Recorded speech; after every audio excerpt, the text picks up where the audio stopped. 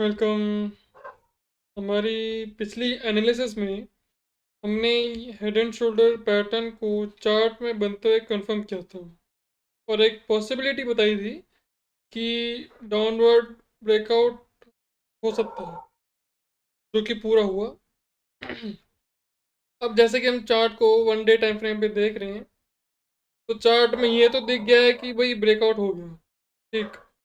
लेकिन उसका टारगेट क्या होगा वो अब हम मेजर करेंगे। सबसे पहली बात, हेड एंड शोल्डर पैटर्न में जो उसके अंदर का जो डिस्टेंस होता है, जो सपोर्ट है, उस पॉइंट से लेके जो हेड है उस पॉइंट तक जो सपोर्ट होता है वो, सॉरी गलत बोल दिया मैंने, जो सपोर्ट से लेके जो हेड तक ये जो ट्रेंड लाइन का जो डिस्टेंस है, ये हमारा ब्रेकआउट के बाद का टारगेट होता है। तो अब जैसे 45, नहीं तो चलो 46,000 लेके चलते हैं। वैसे तो ये 45,800 तक जा रहा है, पर हम 4600 लेके चलेंगे, ठीक। हमारे पास अभी हेड एंड शोल्डर में ब्रेकआउट के बाद 46,000 तक का एक टारगेट है। लेकिन अभी कैंडल अभी अपने आधे रास्ते पे आया है, पूरे रास्ते पे तो अभी आया ही नहीं है। इसीलिए अभी वेट करेंगे कि कब एक जो अपना ये टारगेट है, कैंडल कब अपने टारगेट पे है। अब हम सीधा 1 डे टाइम फ्रेम से हटकर 2 घंटे के टाइम फ्रेम पे आते हैं, क्योंकि ब्रेकआउट होने के बाद और टारगेट आने से पहले ये एक रेंज बनी है, जो कि हम कह सकते हैं कि ये एक आर्क टूल की रेंज है। हम एक बार इस ट्रेंड लाइन को हटाते हैं, मैं तुमको बना के दिखाता हूँ सीधा। हम इसको एक आर्क टूल की रेंज कह सकते हैं। जैसे अभी हम 2 घंटे टाइम फ्रेम पे देख रहे हैं कैंडल, सॉरी चार्ट, ये हो गया हमारा रेजिस्टेंस, और ये एक आर्क टूल का जो टूल है, आर्क का एक आधा सर्कल का एक टूल है। हम उसको भी बना लेते हैं, 1 सेकंड दो मेरे को, फिर लगे हाथ बना ही लेते हैं। इस आर्क टूल में हमको ये चीज़ ध्यान रखनी होती है कि सपोर्ट, चलो सपोर्ट में तो कोई वो नहीं है, लेकिन रेजिस्टेंस में क्योंकि ये आधा सर्कल है तो इसमें जो पॉइंट्स हैं ये सारे के सारे पॉइंट्स टच होने चाहिए। इस चीज़ का हमको ध्यान रखना होता है, तभी आर्क टूल अच्छे से बनता है और तभी उसको देख के आगे का मूव हम सही से बता सकते हैं।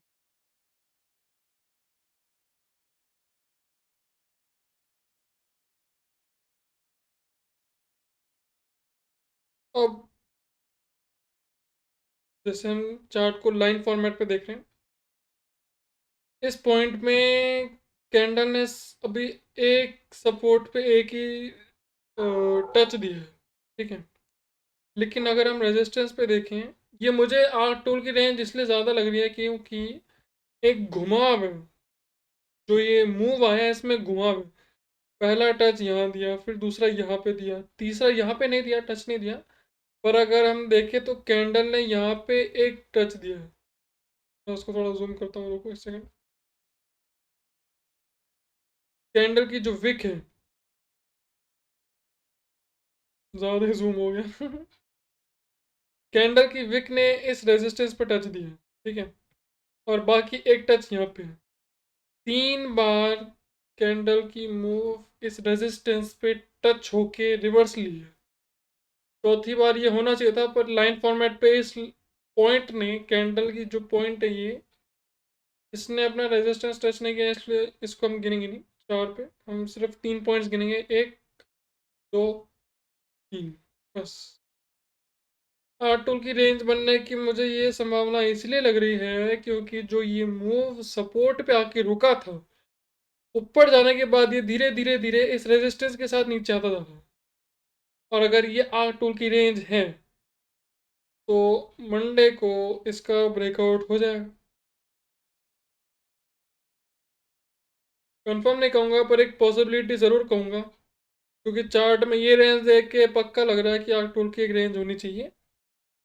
और अगर ऐसा है तो फिर मंडे को अपन वेट करेंगे कि इसका जो ब्रेकआउट है वो कंप्लीट हो मंडे को 1:15 तक, क्योंकि ये पैटर्न, सॉरी ये पैटर्न तो नहीं कहेंगे पर एक टूल है। इस आर टूल की रेंज का कंप्लीट होना और इसका जो ब्रेकआउट होना, वो दोनों चीज़ें मंडे को हो सकती है। अब यहाँ पे अगर बात करें कि भाई अगर इसका ब्रेकआउट होगा तो इसके अंदर का जो रेंज है उसका टारगेट क्या होगा,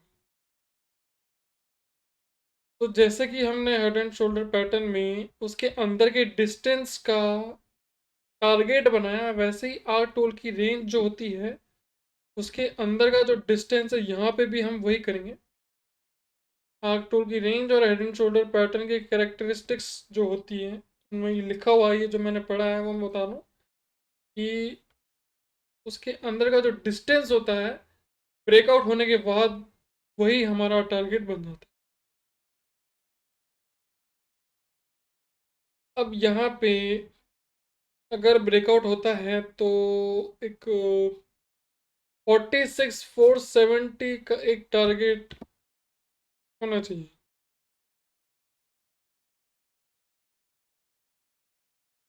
अगर मैं ओवरऑल नेक्स्ट वीक की बात करूँ तो एक डाउनवर्ड मूव देखने की एक्सपेक्टेशन लगी रही है। दो रीजंस हैं। एक तो जो अपना 1 डे टाइम फ्रेम पे अगर हम पैटर्न देखें तो हेड एंड शोल्डर पैटर्न ने जो हमको ये ब्रेकआउट दिया है उसका टारगेट है 46,028। और ये जो छोटा सा ठहराव लिया है कैंडल ने, अगर हम इसको 2 घंटे में देखें तो ठहराव लेने के बाद भी एक इसने छोटा सा रेंज बनाया। अब वो रेंज मेरे को तो देखो, अगर जैसे जो ये घुमाव है इसको देख के तो लग रहा है कि आर्क टूल का रेंज है ये। तो आर्क टूल का रेंज भी एक डाउनवर्ड मूव ही, जो ये रेंज है इस रेंज के हिसाब से चले तो एक डाउनवर्ड मूव ही एक्सपेक्ट करूंगा मैं इसमें भी। अगर मंडे को या ट्यूसडे, चलो मंडे नहीं तो ट्यूसडे तक अगर ब्रेकआउट होता है तो 46,470 तक का एक टारगेट तो मैं एक्सपेक्ट करूंगा। बाकी वेट करते हैं। नेक्स्ट वीक की बात करें तो एक डाउनवर्ड मूव मैं लेके चलूंगा, क्योंकि हेड एंड शोल्डर और आर्क टूल, ये दो पैट आर्क टूल तो वैसे एक तरह से पैटर्न नहीं है, पर ये दो रीज़न है जिनकी वजह से मुझे एक डाउनवर्ड मूव की पॉसिबिलिटी लग रही है। दोनों का है नीचे एक टारगेट दे रहे हैं, दोनों के दोनों जो एक पैटर्न है एक टूल है, दोनों का एक नीचे की तरफ टारगेट है। तो पॉसिबिलिटी है कि आर्क टूल की जो ये रेंज है इसका मंडे या ट्यूसडे ब्रेकआउट हो और नेक्स्ट वीक भी एक डाउनवर्ड मूव कंटिन्यू रहे। इतने टाइम से जो एक डाउनवर्ड मूव चलता आ रहा है मेरे ख्याल से वो कंटिन्यू रहना चाहिए, क्योंकि एक पैटर्न है एक टूल है, दोनों के दोनों कैंडल को नीचे धक्का मारने में लगे पड़े हैं। तो एक पॉसिबिलिटी मेरे मेरे हिसाब से तो पॉसिबिलिटी रहनी चाहिए, कोई कंफर्मेशन नहीं है, पर जो चार्ट में दिख रहा है उसके हिसाब से जो एक्सपेक्टेशन हम लेके चल सकते हैं वही है। 46,470 का इस टूल का एक टारगेट हो सकता है और 46,000 का जो अपना हेड एंड शोल्डर है जो अपने 1 डे टाइम फ्रेम में बन रहा है उसका ये वाला जो है एक टारगेट होना चाहिए। डाउनवर्ड मूव की एक्सपेक्टेशन है, देखते क्या होता है।